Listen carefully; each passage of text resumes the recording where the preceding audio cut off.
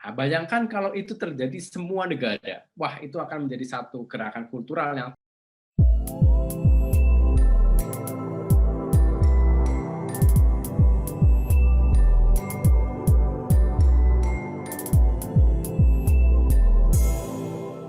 Terima kasih Bang Hambali Jutas.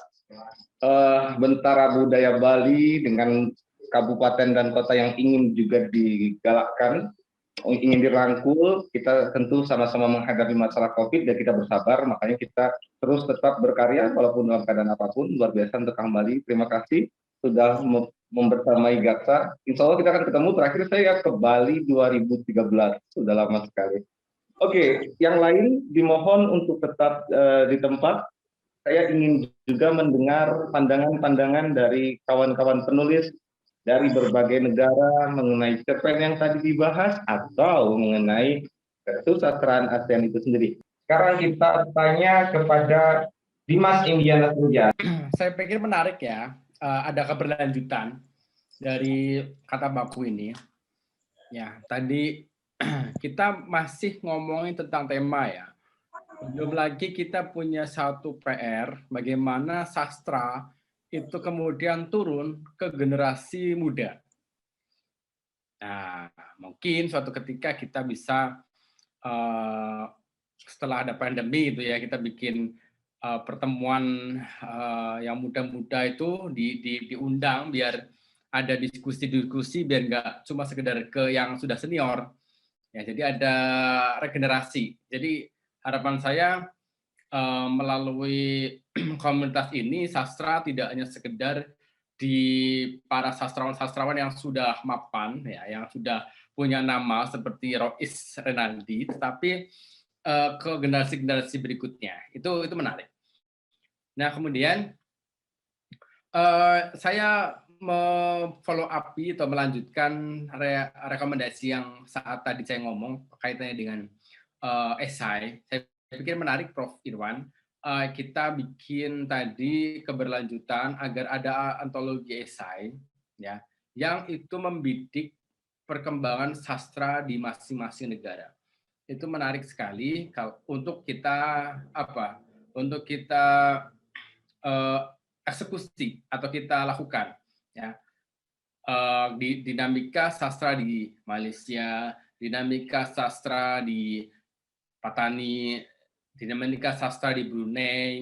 Nah, itu kalau jadi satu antologi, saya pikir akan ada perkembangan. Jadi Gaksa tidak hanya sekedar fokus ke puisi, sudah mulai ke cerpen dan nanti bisa ke esai. Artinya sastra itu lengkap dilihat di Gaksa itu sudah lengkap gitu loh. Ini saya pikir satu hal yang bisa kita lakukan bersama ya. Tentu tadi masukan dari Bang Ispedi juga cukup bagus kaitannya dengan residensi. Ya, suatu ketika yang dari Malaysia ke Indonesia kemudian menulis tentang di sini, ya, kemudian yang dari Indonesia ke Malaysia menulis sesuatu yang di sana dari perspektif masing-masing, itu saya pikir menarik. Ya, tetapi sejauh ini saya juga sudah cukup apresiasi terhadap Gaksa, makanya saya selalu mengikuti perkembangan Gaksa, ya, melalui portal-portal yang sudah ada, website, kemudian diwujudkan dalam buku, itu juga satu gerakan yang nyata. Benar kata Prof. Irwan, belum tentu pemerintah itu mau atau mampu melakukan sesuatu yang satu kontribusi yang bisa dilakukan oleh Gaksa. Belum tentu pemerintah bisa melakukan sesuatu yang dilakukan oleh Gaksa. Betul sekali Prof. Irwan. Itu yang keren ya. Jadi kita benar-benar lintas negara, lintas budaya. Kita dalam dalam payung ASEAN. Itu bagus sekali. Kenapa? Karena gini, kita sudah masuk ke era post-truth ya, post everything. Kita sudah masuk ke post-truth ya. Jadi keterbukaan ini membuat batas-batas itu tidak ada. Nah, beberapa kali di postingan sosial media itu beberapa masih ada konten-konten yang mengadu domba atau membuat keberjarakan antar negara-negara ASEAN, Malaysia dengan Indonesia dan sebagainya, itu masih banyak. Nah, apa salah satu untuk merukunkan itu dengan sastra. Kita punya satu kerja intelektual melalui sastra untuk menyatukan rasa persaudaraan lintas negara.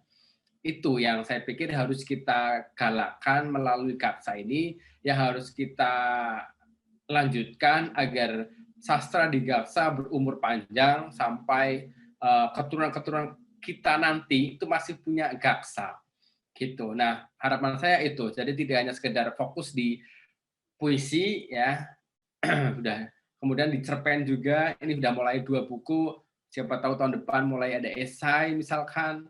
Nah, itu saya pikir menarik sekali Prof. Irwan. Ya, saya apresiasi ya yang keren sekali. Tapi itu rekomendasi dari saya ya, Rais, kaitannya dengan apa ya? Ya biar kita progresif gitu loh. Kita tidak boleh puas hanya sekedar apa perolehan saat ini seperti itu, tetapi kita harus memikirkan apa kebaruan-kebaruan ke depan.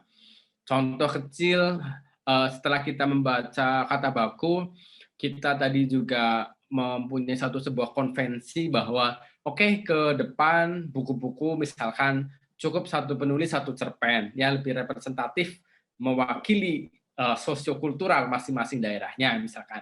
Nah, itu nanti lama-kelamaan ya, lama-lama itu cerpen-cerpen itu tuh akan menjadi sebuah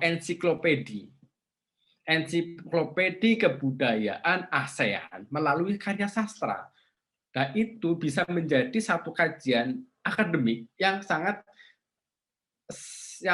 seksi ya, yang sangat apa? Sangat keren, strategis. Bagaimana kelak nanti ada satu kritikus sastra, ada satu intelektual yang akan membuat satu teori tentang sastra dan masyarakat ASEAN, itu nanti sumber rujukannya adalah buku-buku Gaksa.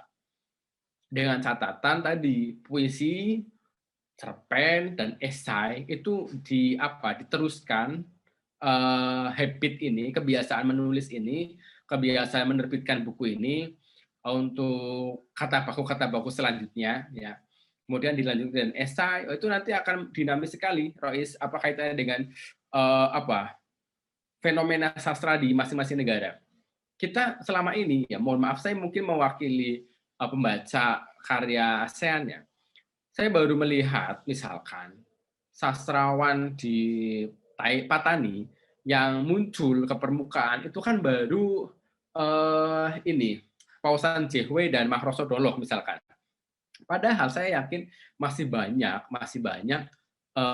generasi-generasi yang belum muncul. Nah, Gaksa hadir untuk merangkul itu. Nah, ketika seperti di Indonesia ada Abah Junong, kemudian ada SPD, ada generasi bawahnya lagi ada Rois, kemudian ada ini dan sebagainya, Ega dan sebagainya, itu menarik.